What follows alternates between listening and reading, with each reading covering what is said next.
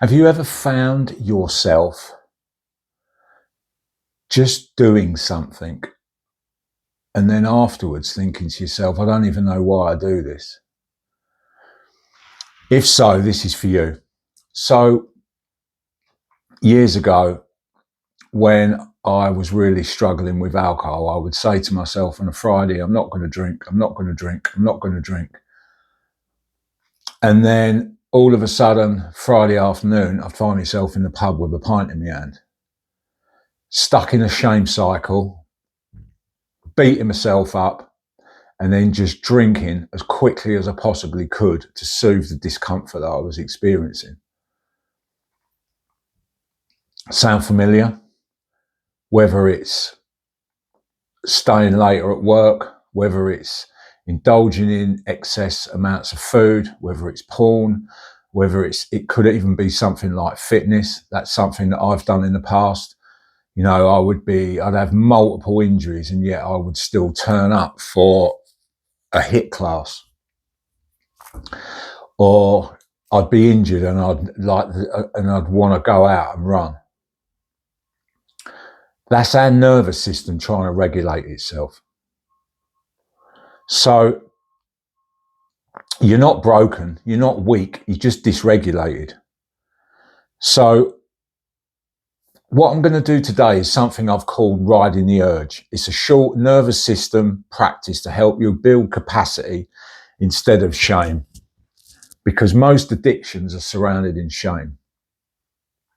And then you just repeat that pattern. Every time that you go past the point where you would reach for something, every time you sit with a bit more discomfort in your body, knowing that you are safe, you are actually rewiring your nervous system. You're telling your body that actually I can deal with this. So we have the urge, we have the discomfort, then we react to it, and then we go into that shame cycle. So let's start here. The urge is not the enemy, it's communication. Our bodies are everything that we experience, we feel it in our bodies, unless we've just become so disconnected that we don't feel anything. And if you watch a previous video of mine around the analogy of a smoke alarm, it's that. And I will drop a link for that video as well. And it's what the message is I'm starting to experience something and it feels too big for me.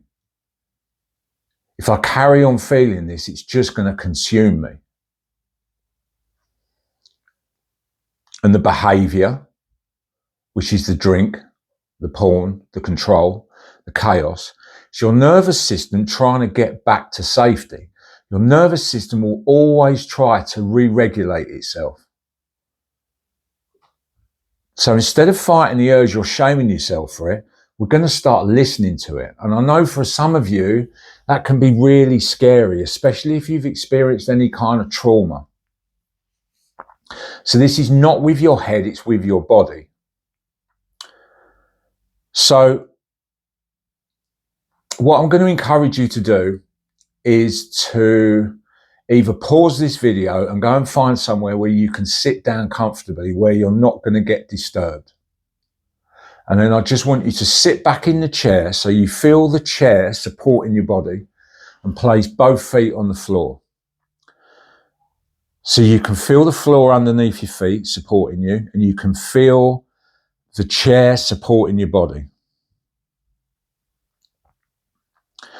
And then if you can close your eyes, if you feel safe enough to close your eyes, close your eyes. If not, just kind of put your gaze down onto the floor. And what I want you to do is I want you to breathe in for 4 and out for 6.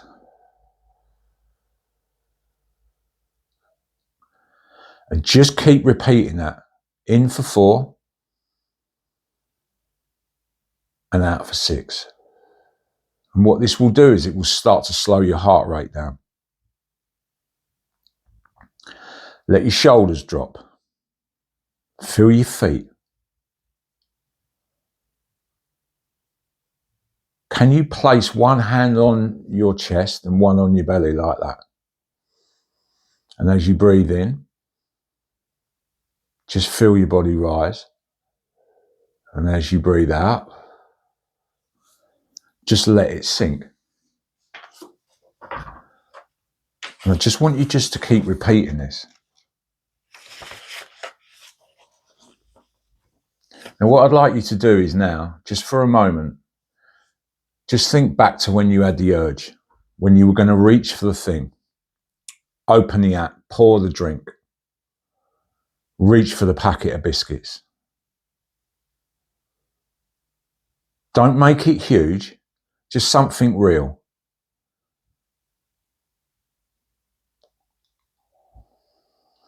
Then see if you can sense in your body where you start to feel it.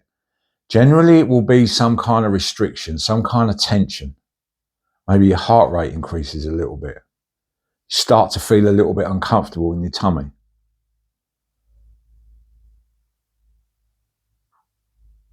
Maybe some fizzing, buzzing, maybe in your chest. Don't analyze it, just notice it, and then just keep breathing in through your nose and out through your mouth. Now imagine breathing around the sensation, not through it, just around the outside of it. You're not trying to make it go away, you're trying to give it some space. Stay curious. If it had a voice, what would it say? Maybe I'm scared. I don't want to be alone. I need to control. I need relief. Whatever it says, just listen. You don't need to fix it. You don't need to change it. You're just holding it.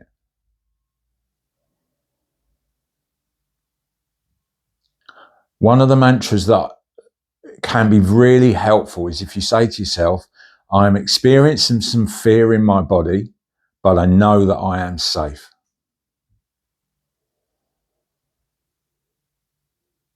I am experiencing some fear in my body, but I know that I am safe.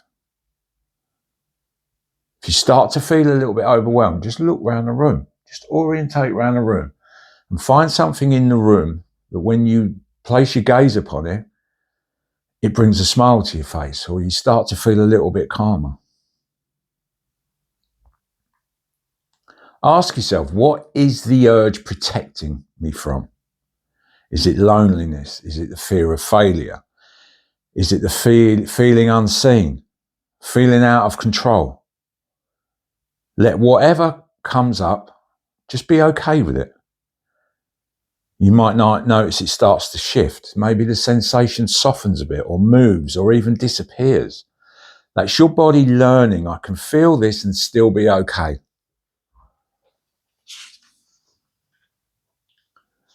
Stay with that for another breath or two.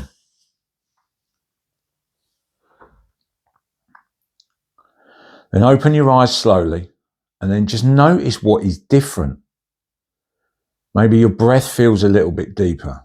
Maybe your body feels a little bit heavier, a bit more grounded. Maybe there's some softening in the muscle tissue. That's your nervous system capacity being built in real time. Every time you ride the urge, instead of reacting to it, you're taking a piece of your power back. Because addiction is never really about the thing. It's about trying to control what you don't feel safe enough to feel. A lot of us are scared to feel. Because as a child, it was either we were taught to push down, we're not allowed to feel it. It was too much for your parents to manage. The more often you practice this, the less those urges need to shout. If you can do this practice like a couple of times a day, it literally takes you 5 minutes. So next time you feel the wave building, just pause, breathe, notice it. What's really happening underneath here?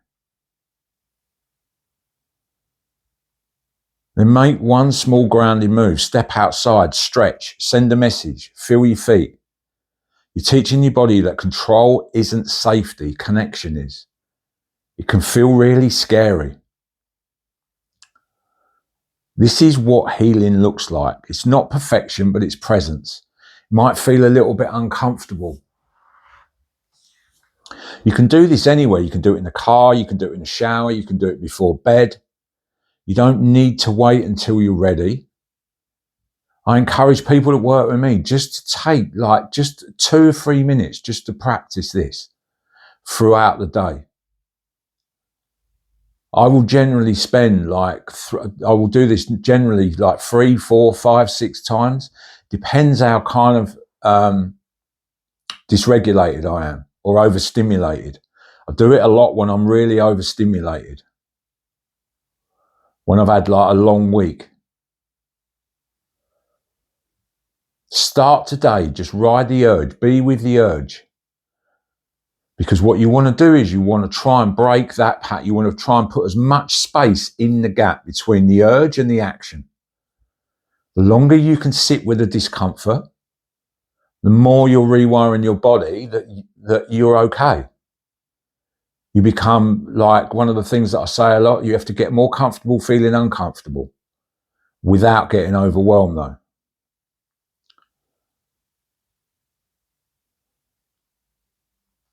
I'm going to put another video up and I'll break down how to rebuild trust with yourself after relapse or self-betrayal. If you're ready to go a little bit deeper, a little bit more curious, I'm going to put the link underneath this for my Relentless 90 program and a link to book a free clarity call. Any questions, just drop them in the comments. Take care.